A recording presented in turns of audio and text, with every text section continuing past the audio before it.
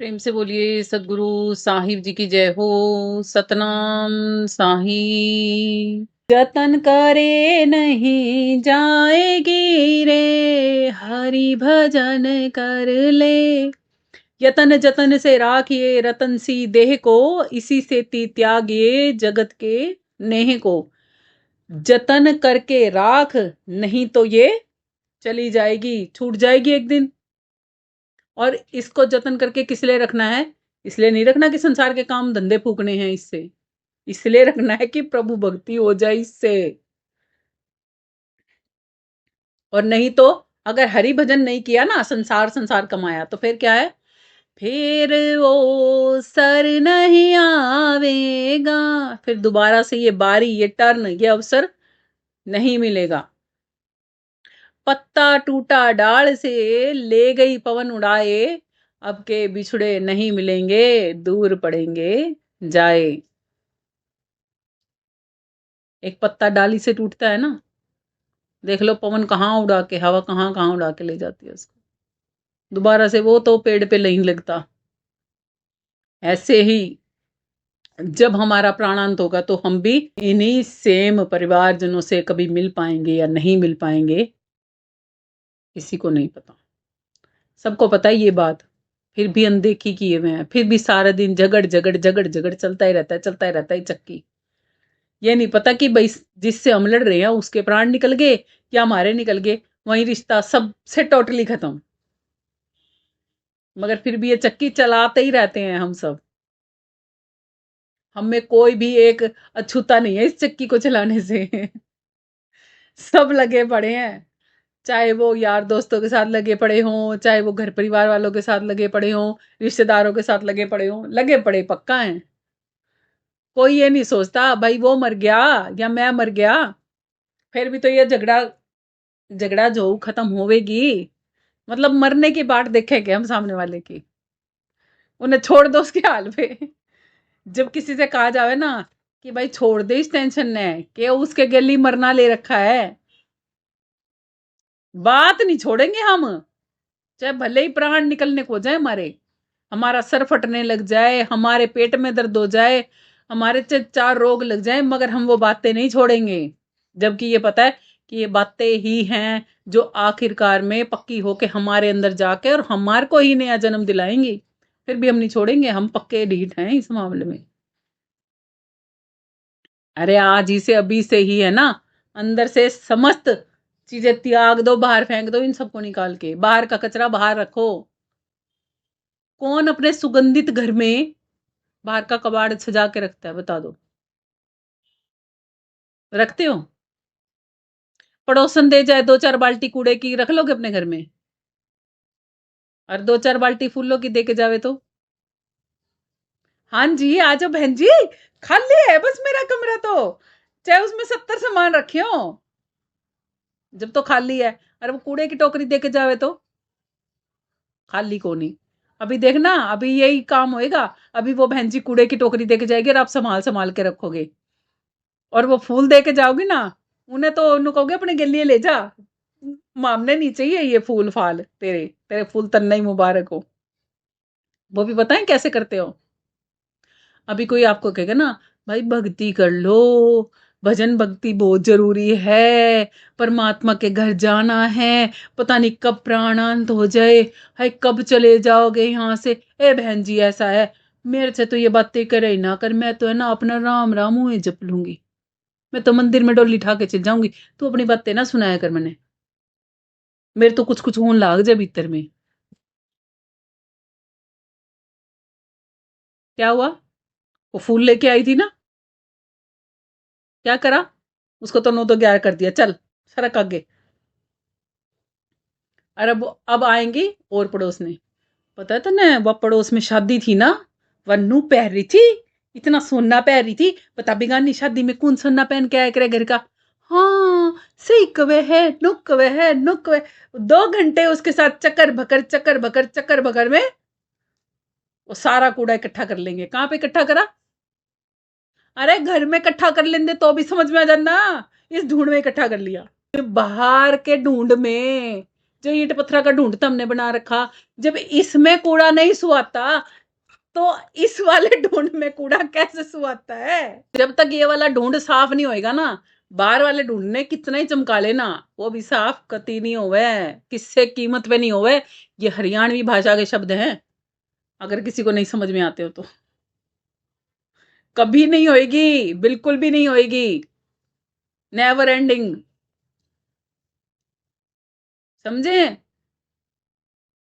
अगर इस कबाड़ का, इस गार्बेज का डिस्ट्रॉय करना चाहते हो ना, इस गार्बेज को खत्म करना चाहते हो ना, तो क्या करना पड़ेगा? उस कचरे को अंदर स्टोर करना बंद करना पड़ेगा। स्टॉप लगाओ उस पे। मगर नहीं, हम तो भाई यहाँ तो गार्बेज रखेंगे, बाहर फूल की टोकरी रखेंगे। घर के बाहर जो गार्डन होता है ना, बगिया बना रखी होती है ना, छोटी सी, किसी किसी घरों में बनी होती है, गार्डन से बना रखे होते हैं, या खाली जगह होती है ना, वहां पे हम बागवानी कर देते हैं। वहां तो उगा रखे हैं बहुत बढ़िया बढ़िया फूल। किसी पड़ोसन की क्या मजाल की है ना, जरा सा कचरा भी गिर जाए, और घर के अंदर बाल्टियां भर भर के कूड़ा गिर जावे ना, कोई हाँ हमने सुहावे। अब उस घर के अंदर सोना है तुमने। अगर तुम्हारे घर में कोई एक जानवर भी मर जाए, उसी घर में तुम्हें कहा जाए वहीं बदबू में ही खाना बनाओ और खाओ, खा लोगे? बना लोगे? और यहाँ 70 जानवर मार मार के रख रखे हैं। जानवर पता है कैसे मार रखे हैं? उसने ये कहा, अरे मैं तो मर गई, मैं तो दुखी होगी, मार दिए ना। वो जीव ही तो मरे हुए हैं वहां पे, और वहीं बैठ के खा रहे हो, वहीं बैठ के। वहां भक्ति होएगी? वहां भक्ति होती नहीं, क्योंकि आत्मा को भी क्या चाहिए भाई? जब आत्मा को बाहर साफ स्पष्ट चीज चाहिए, इस काया में डालने के लिए भी हम सोचते हैं सारी चीज नीट एंड क्लीन होनी चाहिए हमारे पास। तो साफ सुथरे बिना तो हम ना रोटी बनावा, ना हम खावा, ना हम खिलावा, है ना? हमारे जो रसोई घर होते हैं, जो हमारी किचन होती है, वो कैसी होनी चाहिए? साफ सुथरी, नीट एंड क्लीन होनी चाहिए, जब हमें अच्छा लगता है ना?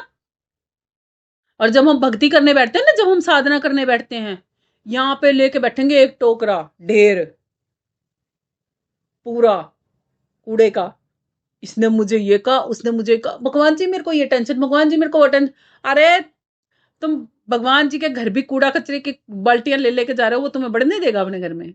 गेट आउट, बाहर की बाहर से। बहन जी मेरे घर ना आया करो। भगवान से भगवान की चाह ही नहीं है। मेरे घर आओ, केवल अपने है ना आड़ कबाड़, मेरी उससे लड़ाई होगी, मेरा उससे झगड़ा हो गया, मैं तो यूं कहूंगी 4 दिन बाद, बहन जी मेरे घर ना आया करो। सारे दिन आपके तो रोने नहीं पूरे होते, मेरे पति इतने से बैठे नहीं जाते। आपने एडवाइस दे देकर मेरे तो आधा माला खाली हो लिया। और उस परमात्मा के पास हम कभी ना तो उसका शुक्राना करने जाते कि हे प्रभु इतनी अच्छी देह ही दी है, इतना सुंदर अवसर दिया है, हम भक्ति कर पा रहे हैं, हमें साधना मिली है, हमें गुरु अच्छा मिला है, हमें ज्ञान से हम जुड़ गए। अब हमें इतनी हिम्मत दो कि ताकि हम आप तक पूर्ण रूप से पहुंच सकें। वो तो गया एक तरफ, भगवान जी मेरा तो मकान, भगवान जी मेरे तो दुकान, भगवान जी मेरे तो बच्चे, भगवान जी मेरे तो पति, भगवान जी मेरे तो ये है, भगवान जी मेरे तो वो। भगवान जी भी कहे हे भगवान, मैं मेरे तक खा लिया इन्होंने तो, मत्था पकड़ लिया भगवान जी ने भी अपना तो। कभी भगवान जी से ये भी पूछ लिया करो, भगवान जी भक्ति हम करा, हम आपने देखा, आपने मजा आवे। कैसा है भगवान?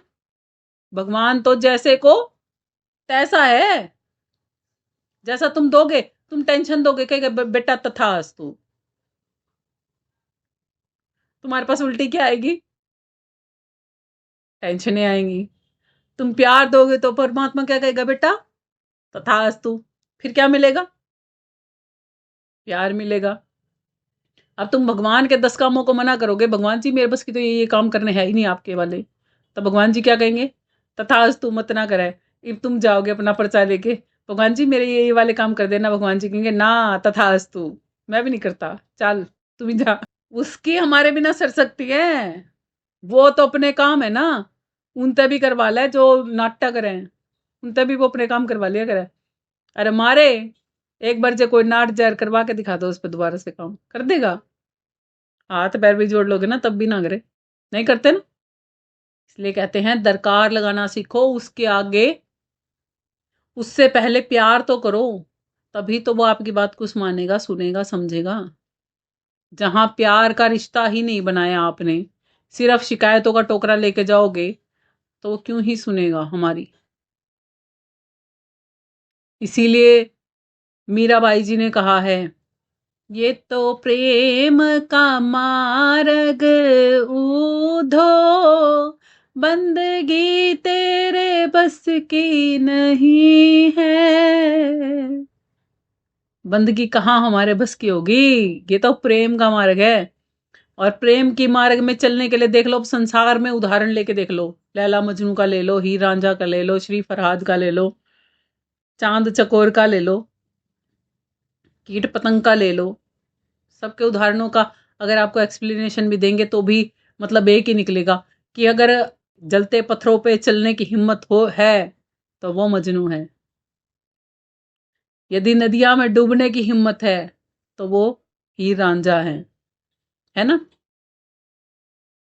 श्री फरहाद एक दूसरे को बिना देखे ही मर गए थे, तड़फ तड़फ के प्राण छोड़ दिए थे प्रेम में। चकोर को देख लो, गर्दन मुड़ जाती है उसकी पूरी, टूट जाए गर्दन, चांद को देखना बंद नहीं करता।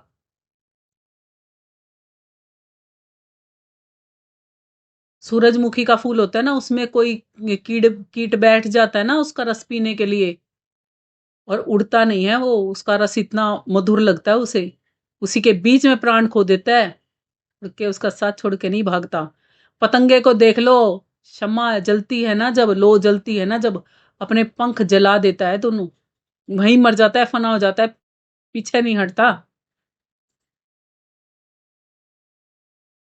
और हम, जरा सा कोई हमें ये कह देना, खबरदार है सत्संग में गई तो, खबरदार है गुरु से बात करी तो, खबरदार है वहां गई तो, बस जी मेरे तो है ना ऐसे बोल देंगे जी, मेरे को तो इन्हें डर लगता है जी, मैं तो आऊंगी नहीं जी, मेरे घर वाले तो ऐसे बोलते हैं। हो जाती है ना हमारी आशिकी खत्म, जबी की जबी। फिर देख लो, इश्क असानाल के ही कित्ती, लोक मरिंदे ताने। इश्क असादा दरकार असानू, हर वेले हर हिले। बुल्ले नू सो अंदरों मिलिया, बुल्ली फिरे लुकाई। देख लो अब उसको देखने के लिए कैसा बनना पड़ता है। उससे इश्क है ना, तो बाकी आशिकी संसार वाली भूलनी पड़ती हैं, उससे इश्क करना इतना मुश्किल। तो ऐसे होता है। आगे चलते हैं, साहिब कहते हैं दुनिया में कैसे रहो। ऐसे नन्हे होए रहो रे, जैसे नन्ही दूब, बड़ी घास बरी जात है, दूब खूब की खूब। नानक नन्हे होए रहो जैसे नन्ही दूब, बड़ी घास बरी जात है, दूब खूब की खूब। फिर मुड़ सावन आवेगा, जब ज्यादा सर्दी या ज्यादा गर्मी होती है ना, तो घास जो होती है ना, जो दूब होती है वो सूख जाती है, और फिर से जैसे सावन की बूंदें पड़ती है ना, बारिश पड़ती है, तो क्या होता है, फिर से वो लहलहा उठती हैं, हरी भरी हो जाती हैं। और जो जरी ही गई, जो जल ही गई, वो क्या हरी भरी होंगी, नहीं होती। इसलिए कहा है नन्हे बन के रहो, छोटे बन के रहो, नीवा बन के रहो। आगे साहिब कहते हैं, मन राजा मन बादशाह रे, मन ही बना वजीर।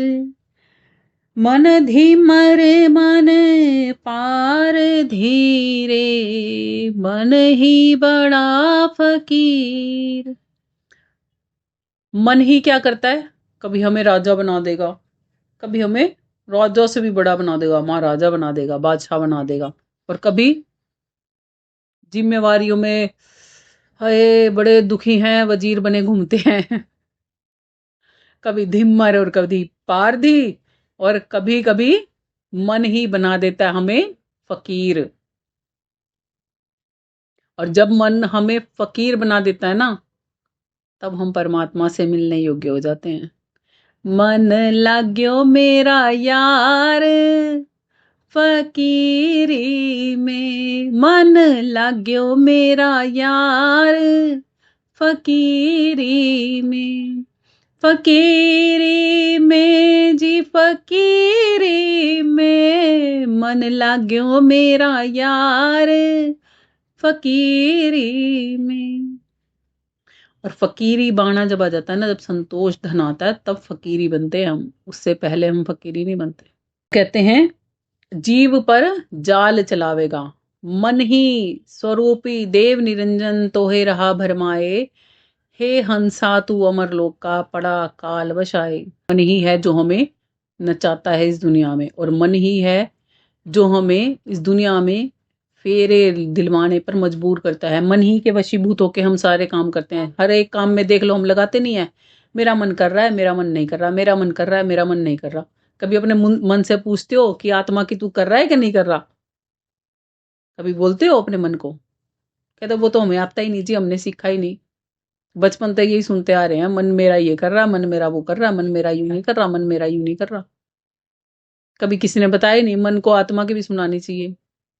इस मन को भी अपने ज्ञान सुनाया करो कभी, समय निकाल कर तुम भी सत्संग में आया करो कभी, मन को अपने ज्ञान सुनाया करो कभी।